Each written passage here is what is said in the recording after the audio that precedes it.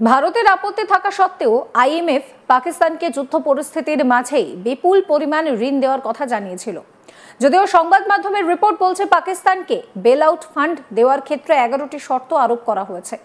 মনে করা হচ্ছে ভারতের আন্তর্জাতিক চাপের ফলে এই সিদ্ধান্ত নিয়েছে আইএমএফ।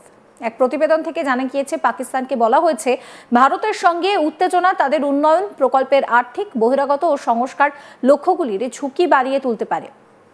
পাকিস্তানের ওপর আরোপ করা নতুন শর্তগুলির মধ্যে রয়েছে বিদ্যুৎ বিলের ওপর ঋণ শোধের চার্জ বাড়াতে বলা হয়েছে শাহবাজ শরীফের দেশকে। পাক সংসদে 17.5 ট্রিলিয়ন টাকার বাজেটের অনুমতি পেলেই তারপর ঋণের টাকা দেওয়া হবে। 3 বছরেরও বেশি পুরনো ব্যবহৃত গাড়ি আমদানির উপরে নিষেধাজ্ঞা তুলে নিতে বলা হয়েছে ইসলামাবাদকে। জলবায়ু পরিবর্তন কর্মসূচির অধীনে ইসলামাবাদ ঋণের জন্য আবেদন জানিয়েছিল, আর তাতেই অনুমোদন দেয় আইএমএফ। ভারতের বিদেশ সচিব বিক্রম মিশ্রি অভিযোগ করেন যে পাকিস্তান সামরিক গোয়েন্দা অভিযান এবং সন্ত্রাসবাদী গোষ্ঠীগুলোকে সাহায্য করার জন্য আইএমএফ ঋণ সহ আন্তর্জাতিক আর্থিক সাহায্যের অপব্যবহার করেছে।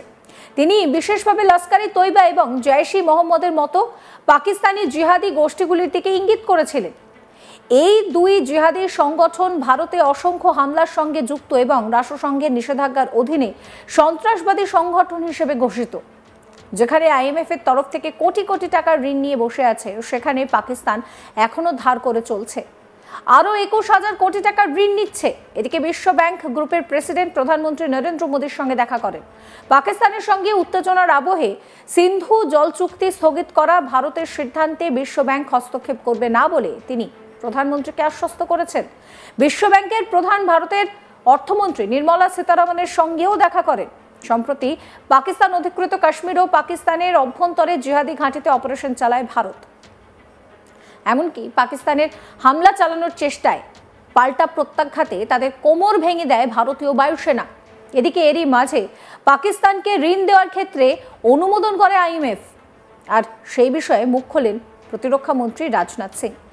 প্রতিরক্ষা মন্ত্রী বলেন যে আমি মনে করি নিশ্চিতভাবে আইএমএফ এর থেকে আসা অর্থের একটা বড় অংশ জিহাদি পরিকাঠামোকে ফান্ডিং করতে ব্যবহার করা হবে। আমি মনে করি বর্তমান সময়ে পাকিস্তানকে যে কোনো ধরনের আর্থিক সহায়তা জিহাদি ফান্ডিং এর চেয়ে কম কিছু নয়। ভারত এটাই চাইবে আইএমএফ এই বিষয়ে পুনর্বিবেচনা করুক। কি বলছেন রাজনাথ সিং, শুনুন। आर्थिक सहायता देने की घोषणा की है, लेकिन निश्चित रूप से इंटरनेशनल मॉनेटरी फंड से आने वाले $1 बिलियन के बड़े हिस्से को टेरर इंफ्रास्ट्रक्चर को फंड करने में इस्तेमाल होगा, ऐसा मेरा मानना है। क्या यह इंटरनेशनल मॉनेटरी फंड आईएमएफ द्वारा, जो कि एक इंटरनेशनल ऑर्गेनाइजेशन है, उसके द्वारा इनडायरेक्ट फंडिंग इसे नहीं माना जाएगा? मैं दुनिया के लोगों के सामने यह सवाल रखना चाहता हूं। इसलिए मैं मानता हूं कि आज के समय में पाकिस्तान को किसी भी तरह की आर्थिक सहायता टेरर फंडिंग से कम नहीं है। भारत यही चाहेगा कि आईएमएफ पाकिस्तान को अपनी $1 बिलियन की असिस्टेंस पर वह पुनर्विचार करे और आगे भी किसी भी तरह की सहायता देने से आईएमएफ परहेज करे। भारत नहीं चाहता जो फंडिंग हम आईएमएफ को करते हैं वह डायरेक्ट या इनडायरेक्ट किसी भी तरीके से पाकिस्तान या किसी भी देश में टेरर इंफ्रास्ट्रक्चर को बनाने में वह इस्तेमाल की जाए। हम नहीं चाहते। প্রসঙ্গত দিন কয়েক আগেই নরেন্দ্র মোদী তাঁর ভাষণে জানিয়েছিলেন পাকিস্তানি সেনা, পাকিস্তানি সরকার যেভাবে জিহাদিদের মদত দিচ্ছে তাতে করে একদিন পাকিস্তানকে শেষ করে দেবে। পাকিস্তানকে যদি বাঁচতে হয় তাহলে জিহাদিদের শেষ করতেই হবে, এছাড়া শান্তি ফেরানোর কোনো রাস্তা নেই। ভারতের মত একেবারে স্পষ্ট, টেরর আর টক একসঙ্গে হতে পারে না, টেরর আর ট্রেড একসঙ্গে হতে পারে না। গোটা বিশ্বকে বলতে চাই, যদি পাকিস্তানের সঙ্গে কথা হয় তাহলে জিহাদিদের বিষয়ই হবে, পাকিস্তানের সঙ্গে যদি কথা হয় তাহলে পিওকের বিষয়ই হবে। কি বলেছিলেন নরেন্দ্র মোদী, শুনুন। पाकिस्तानी फौज, पाकिस्तान की सरकार जिस तरह आतंकवाद को खाद पानी दे रहे हैं, वो एक दिन पाकिस्तान को ही समाप्त कर देगा।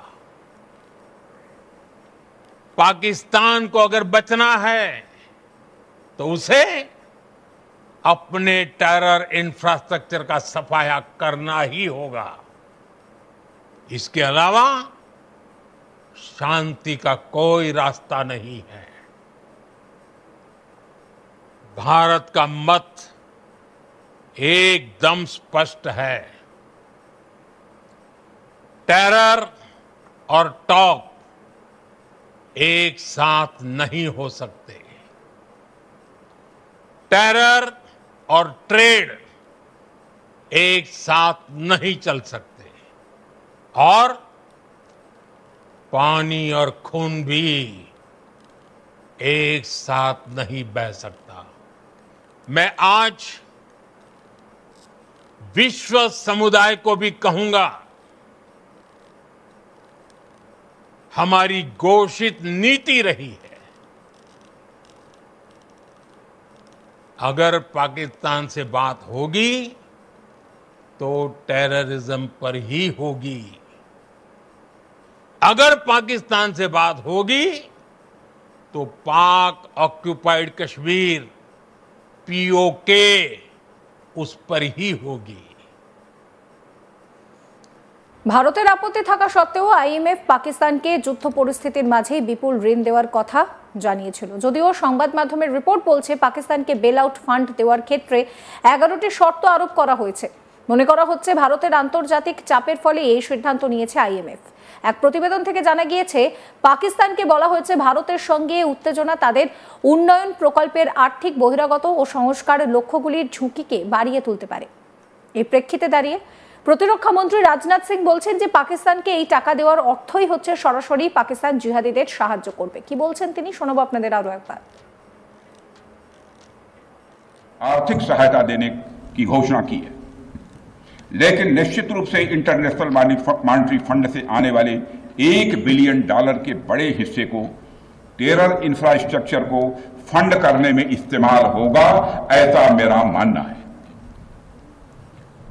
क्या यह इंटरनेशनल मॉनेटरी फंड IMF द्वारा, जो कि एक इंटरनेशनल ऑर्गेनाइजेशन है, उसके द्वारा इनडायरेक्ट फंडिंग इसे नहीं माना जाएगा? मैं दुनिया के लोगों के सामने यह सवाल रखना चाहता हूं।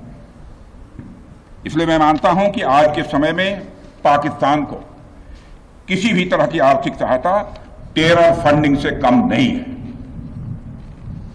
भारत यही चाहेगा कि IMF पाकिस्तान को अपनी $1 बिलियन की असिस्टेंस पर वह पुनर्विचार करे। এই ভিডিও সম্পর্কে আপনাদের মতামত জানাবেন। সমস্ত খবরের আপডেটের জন্য চ্যানেলটিকে সাবস্ক্রাইব করবেন, নোটিফিকেশন পেতে বেল আইকনে ক্লিক করবেন, ফলো করতে ভুলবেন না আজ তাক বাংলার হোয়াটসঅ্যাপ চ্যানেলও।